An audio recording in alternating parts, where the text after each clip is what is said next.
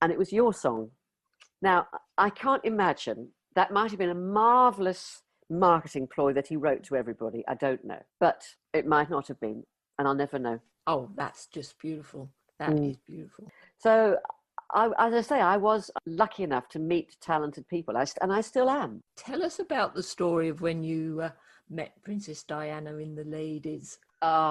I had gone to a restaurant called the Caprice, which is kind of behind the Ritz, and it's a lovely, lovely restaurant. And I was there with a publisher. I had a book published, and it was all a disaster. It's not a big restaurant, and it's got a sort of a bar that you can sit up at as a kind of overflow. So we were sitting up there, so you kind of had my back to the rest of the restaurant, as it were. Anyway, the lunch wasn't going particularly well, and I looked around, and in the corner, I thought, oh my God, sitting at a table, not quite behind a pillar, was Princess Diana. I thought, oh Christ, wow.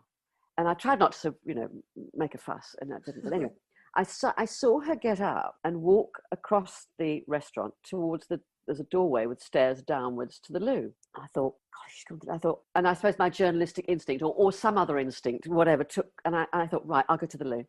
So I went down. I didn't know what I was going to do. So I went downstairs, and there were 4 cubicles, and one was occupied. I went, that's her.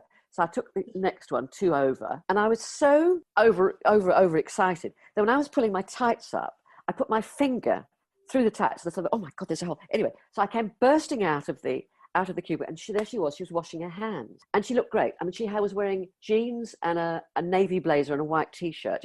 Perfect. Just what you a lady who lunches wears. She looked fantastic. So she's washing her hands, and I'm washing my hands, and I said, oh my God, I think I've laddered my tights. And she said, I don't have any nail varnish, but perhaps a bit of soap might, if you put a bit of soap, that would stop it ladder. I thought, great. And I said, oh, look, I'll try that. So I'm washing my hands, almost as much as we wash our hands now, washing my hands. And she by then she was putting a lipstick on. It was a Chanel lipstick, by the way. Oh. She put her lipstick on. And then she said, what I'm worried about, she said, I've just eaten garlic and I've got a function afterwards. And I'm terrified that I'll breathe all over people. I said, oh, don't be silly. People won't fuss about that at all. I mean, you could sandblast your wallpaper off a wall and nobody's going to be worried about that, don't you? And I said, have you thought about parsley? And she said, parsley? And I said, if you chew a bit of parsley. And she said, oh, does that, apparently that kind of helps to negate the garlic fumes. And I said, or you could stick a sprig of parsley behind your ear. I was completely, rabid. You could stick a sprig of parsley behind your ear, and everybody was so busy thinking, what's she doing with the sprig of parsley behind you? They won't notice the garlic. So she was roaring with laughter. And at that point, we both turned to leave. We started to go up the stairs, and I said to her, this is a fabulous restaurant for lunch. I said, but these stairs are so steep. I said, if you came down here in the evening and had a few glasses around, my God, you could plummet. So she laughed. She said, that's a very good tip. And that's it. And that's my one contact with her. And I didn't know that some years later, there I'd be standing outside Kensington Palace, broadcasting to the nation live on television for Richard and Judy on This Morning, the day after she died in a car crash. And I remember standing there and, describing the scene, and, I'm standing in the middle of the broadcast, and I think Judy was in tears in the studio, and a helicopter went overhead, and I just caught myself, and I said, just for a moment, because hearing the helicopter and being so close to Kensington Palace, I thought a split second, I thought to myself, oh, I wonder if that's Princess Diana going to a fantastic lunch. Do you know what I mean? I thought, remembered, and I just stood there and wept, because it was just so... Well, that time we all lived through, it was just such a dreadful time. I wore black for a week, and I didn't realise till the end of the week. I mean, I obviously wear black a lot, but I mean, I wore nothing but black, and it wasn't a conscious decision. It was only a week later that I realised, oh my God, I've worn nothing but black. Isn't that strange? No, it's not strange at all. When Elvis died, Michael Jackson, David Cassidy, people need to talk about it. Yeah, it needs to be marked in some way. I remember I did 3 live broadcasts. The first was from outside Kensington Palace, and then on Wednesday it was from the Mall, and where people were queuing up to sign the Book of Condolence. And at that point, the Queen had not yet lowered the flag on top of Buckingham Palace, and the mood, that there were all sorts of people. I mean, there were hundreds and thousands of people in that queue. There were people who'd come from nightclubs and were queuing. There were businessmen on there not going to work, children, but it was extraordinary. And then I did from Westminster Abbey, I think it was, from outside, and talked to all sorts of people there. And so I felt I was at sort of at first hand with a lot of the people who were close to her as well. So that was really. And the bizarre thing was that the weekend before, the weekend that she died, I had been in Paris for a long weekend with my other half, and I knew I was going to be in on the Monday morning, and I was supposed to be talking about the return of the stiletto shoe.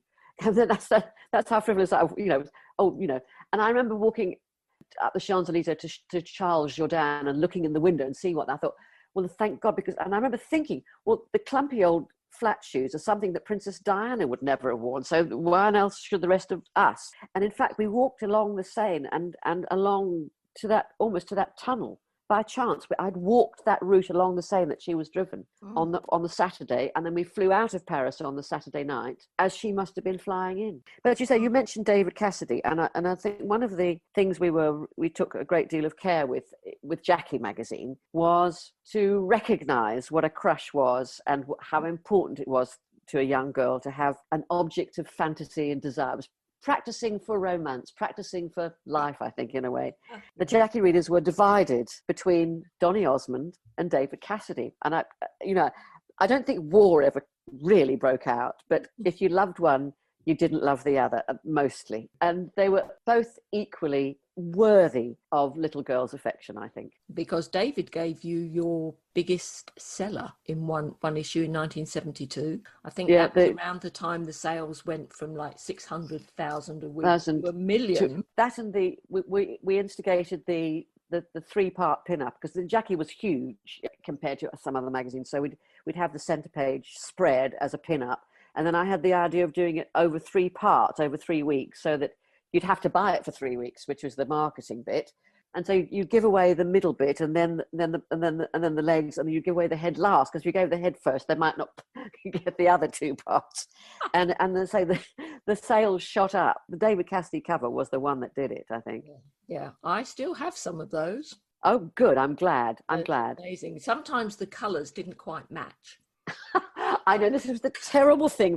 The printing process was not the most sophisticated, and it was so sad, because they'd come back in the post, they'd fold them up and say, I can't make it fit, and there'd be an overlap of the fingers, so there'd be, so it looked like bunches of bananas, and it was terrible. There was nothing we could do about it. Or the colours didn't match up.